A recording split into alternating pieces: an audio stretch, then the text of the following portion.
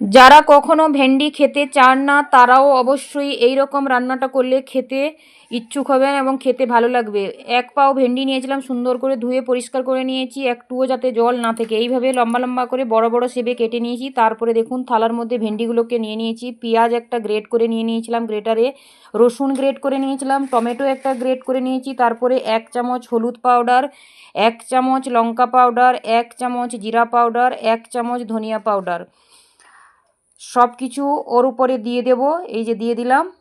তারপরে লবণটাও এক্ষুনি দিয়ে দেবো ওর মধ্যে।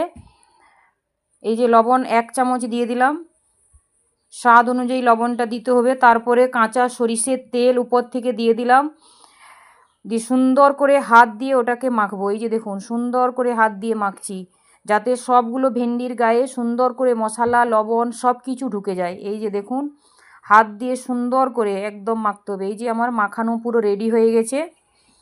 এই যে দেখুন সুন্দর করে মশলা লেগে গেছে ভেন্ডির মধ্যে।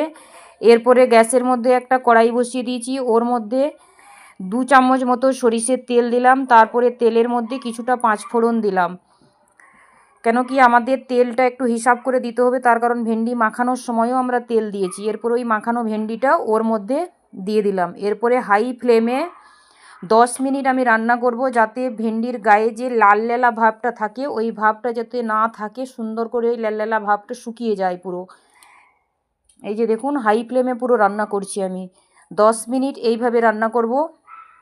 এই যে দেখুন, এই যে এবার আমার লাল লালা ভাবটা পুরোপুরি কেটে গেছে, এই যে নেই। এই যে দেখুন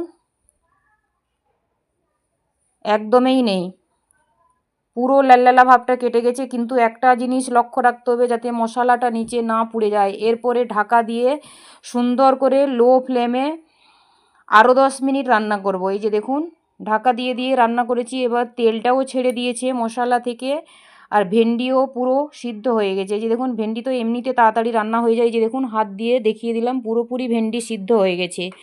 এইভাবে হাত দিয়ে একটুখানি দেখে নিতে হবে। এই যে দেখুন আমার মশলা ভেন্ডি পুরো রেডি, একদম লোভনীয়।